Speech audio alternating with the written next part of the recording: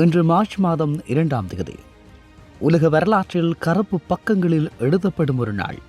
ஸ்டேல் Iran மோதல் இன்று 3வது நாளாக இடம்பெற்றுக் கொண்டிருக்கிறது.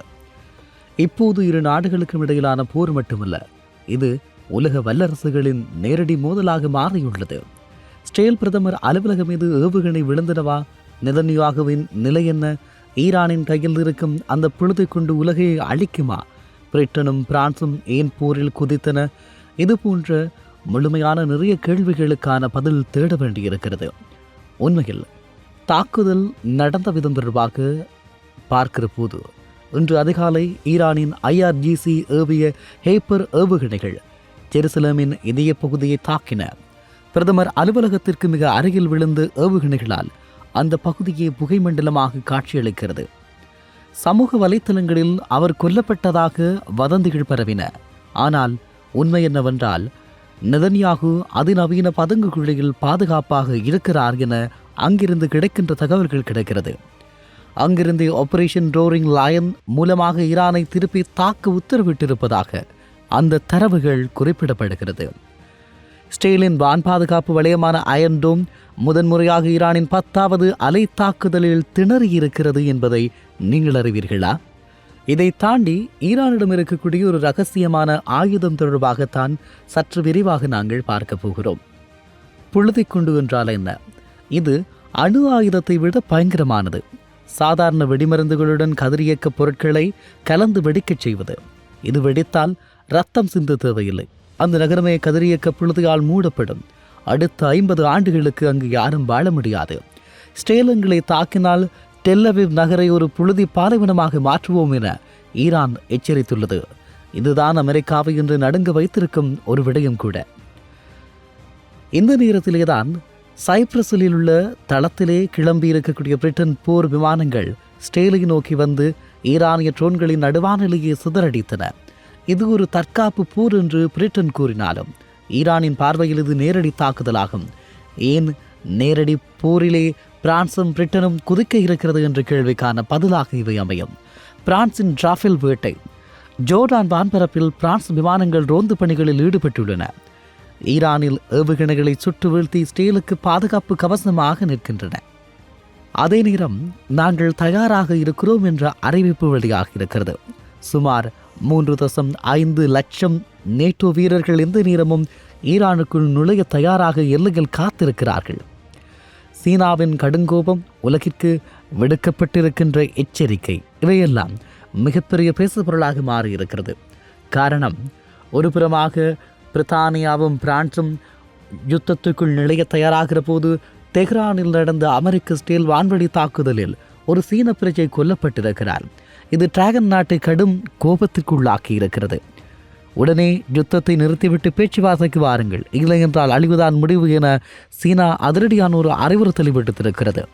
சீனா தனது போர்க்கப்பல்களை ஓமன் வளைகுடா நோக்கி அனுப்பியுள்ளது. இது அமெரிக்காவுக்கு விடப்பட்ட நேரடியான ஒரு சவால் என்று கூட குறிப்பிடலாம்.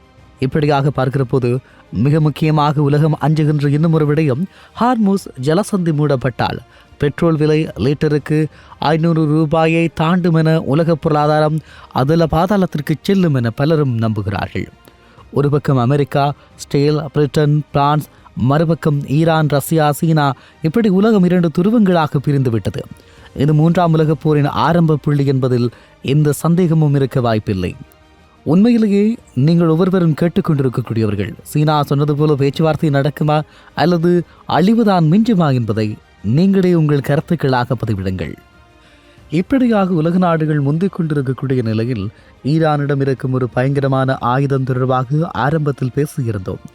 ஈரானின் புழுதி குண்டுகள். இவை வழக்கமான அணு ஆயுதங்களில் இருந்து முற்றிலும் மாறுபட்டது. உங்கள் ஒவ்வொருவருக்கும் இதனுடைய அறிவியல் மற்றும் இராணுவ பின்னணி குறித்து சற்று விரிவான விளக்கங்களை தரலாம். இதன் அதிகாரப்பூர்வ பெயர் ரேடியோஜிக்கல் டிஸ்பரல் டிவைஸ், அதாவது RDD என எளிமையாக சொன்னாலும் இது ஒரு அழுக்கு குண்டு என சொல்லலாம், அதாவது டர்ட்டி போம். இதில் அணுப்பிளவு நடக்காது. அதற்கு பதிலாக சாதாரண வெடிமருந்துகளை சுற்றி கதிரியக்க தூசுகள் அல்லது ஐசோடாப்புகள் வைக்கப்பட்டிருக்கும். குண்டு வெடிக்கும் போது அந்த பகுதியில் உள்ள காற்றில் கதிரியக்க துகள்கள் புழுதி படலமாக பரவும். இந்த குண்டுகள் வெடித்தால் கட்டிடங்கள் இடியாது, ஆனால் அங்குள்ள காற்றில் கதிரியக்கம் கலந்துவிடும். அதை சுவாசிக்கும் மக்களுக்கு புற்றுநோய் அல்லது கதிரியக்க நோய் ஏற்படும். ஒரு நகரில் இது வெடித்தால் அந்த பகுதியை சுத்தப்படுத்த பல ஆண்டுகள் ஆகும். அதுவரை அங்கு யாரும் வணிகம் செய்ய முடியாது, வசிக்க முடியாது. ஒரு வல்லரசு நாட்டையே பொருளாதார ரீதியாக இது முடக்கிவிடக்கூடிய சக்தி வாய்ந்தது. அது மாத்திரமல்லாமல் அணு ஆயுதம் என்றாலே மக்கள் மத்தியில் பெரும் பீதி இருக்கும். புழுதிக்குண்டு என்ற வார்த்தை பொதுமக்களிடையே பெரும் பயத்தை உருவாக்கி அரசுகளை பணிய வைக்க உதவுவதாக சொல்லப்படுகிறது. இந்த நிலையில் ஈரானின் மருத்துவமனைகள் மற்றும் தொழிற்சாலைகளில் பயன்படுத்தப்படும் கேசியம் 137, கோவலிட் 60 போன்ற கதிரியக்க பொருட்களை கொண்டு குண்டுகள் தயாரிக்கப்படுகிறது. ஈரானின் ஹேப்பர் மற்றும் செய்ஜில் போன்ற ஏவுகணைகளில் இந்த புழுதி குண்டுகளை இணைக்க முடியும். அப்படியாக உளவுத்துறையினுடைய தகவல்கள் இருப்பதால் பல நாடுகளும் அஞ்சிக் கொண்டிருக்கிறது. ஏனெனில் இந்த வகை ஆயுதங்களை பயன்படுத்துவது சர்வதேச சட்டங்களுக்கு எதிரானது. அதனாலேயே இந்த குண்டை 3ஆம் உலகப் போரின் குறியீடு என்று அறிவிக்கிறார்கள். ஒருவேளை ஈரான் இதை இஸ்ரேல் மீது பயன்படுத்தினால் அமெரிக்கா தனது முழு அணு ஆயுத பலத்தையும் ஈரான் மீது மீண்டும் பயன்படுத்தும். இது நடந்தால் ரஷ்யாவும் சீனாவும் சும்மா இருக்க முடியாது. இதுவே அந்த மாபெரும் உலகப் போருக்கு வழிவகுக்கும். ஆகவேதான் நாங்கள் கவனமாக இருக்க வேண்டும். புழுதிக்குண்டு என்பது கட்டிடங்களை உடைக்காது, ஒரு தேசத்தின் நம்பிக்கையையும் எதிர்காலத்தையும் உடைக்கும். அணு ஆயுதத்தை விட இது ஆபத்தானது. ஏனென்றால் இது கள்ளத்தனமாக எங்கு வேண்டுமானாலும் வைக்கப்படக்கூடியது என்று சொல்லலாம். இந்த தகவல்களை கேட்டுக்கொண்டிருக்கின்ற உங்கள் ஒவ்வொருவரிலும் ஒரு சில கேள்விகள் எல்லாம், இந்த புழுதிக்குண்டுகள் தொடர்பாக பரிசோதனைகள் ஏதாவது மேற்கொள்ளப்பட்டிருக்கிறதா என.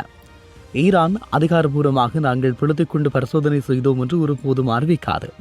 ஆனால் சர்வதேச உளவு அமைப்புகள், மொசாட், CIA போன்றவை முக்கியமான சில ஆதாரங்களை முன்வைக்கிறது. ஹேப்பர் ஏவுகணை சோதனைகளில் 2026 தொடக்கத்தில் ஈரான் நடத்திய ஏவுகணை சோதனையில் அதன் வார்ஹெட் பகுதியில் வழக்கமான வெடிமருந்துகளுக்கு பதிலாக கதிரியக்க துகள்களை சிதறும் தொழில்நுட்பம் இணைக்கப்பட்டிருப்பதாக செயற்கைக்கோள் ஆய்வுகள் தெரிவிக்கிறது. அதேபோல ஈரானின் செம்னான் மாகாணத்தில் உள்ள பாலைவன பகுதியில் பெரிய அளவில் வெளிச்சம் தராது ஆனால் அதிகப்படியான தூசுகளை கிளப்பிய சில வெடிப்புகள் நிகழ்ந்தது. இவை ரேடியோஜிக்கல் சிதறல் சோதனைகளாக இருக்கலாம் என்று அஞ்சப்படுகிறது. ஈரானிய புரட்சிகர பாதுகாப்பு படையின் உயர் அதிகாரிகள் எங்களிடம் தற்காப்பிற்காக மரபுசாரா ஆயுதங்கள் உள்ளன என அடிக்கடி கூறி வருவது இந்த புழுதி குண்டுகளையே குறைக்கிறது.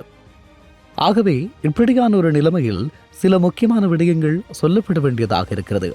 IAEAவினுடைய ஒரு கவலை, அதாவது சர்வதேச அணுசக்தி முகமை ஈரானின் சில தொழிற்சாலைகளில் இருந்து காணாமல் போன கதிரியக்க ஐசோடாப்புகள் எங்கே சென்றன என்ற கேள்வி எழுப்பியுள்ளது. இது புழுதிக்குண்டு தயாரிப்பதற்கான வலுவான ஆதாரமாக கருதப்படுகிறது. ஈரான் தனது சாஹித் ட்ரோன்களில் கதிரியக்க பொருட்களை ஏற்றிச் சென்று மக்கள் நடமாட்டமுள்ள பகுதிகளில் மோதச் செய்யும் பரிசோதனைகளை ரகசியமாக செய்துள்ளதாக உளவு தகவல்கள் கூறுகிறது. ஆதாரங்களுடன் வெளிவந்து ஈரானின் ரகசிய திட்டம், பாலைவனத்தில் நடந்த மர்மமான வெடிப்புகள் இதை காட்டுகிறது. காணாமல் போன கதிரியக்க பொருட்கள், இப்போது ஏவுகணைகளில் ஏதோ செயற்கைக்கோள் ஆதாரங்கள், இப்படி நிறைய தகவல்களை அடிக்கடி பலரும் சொல்லிக் கொள்வதுண்டு. அப்படியான ஒரு நகர்வுதான் அங்கே இடம்பெற்று முடிந்திருக்கிறது.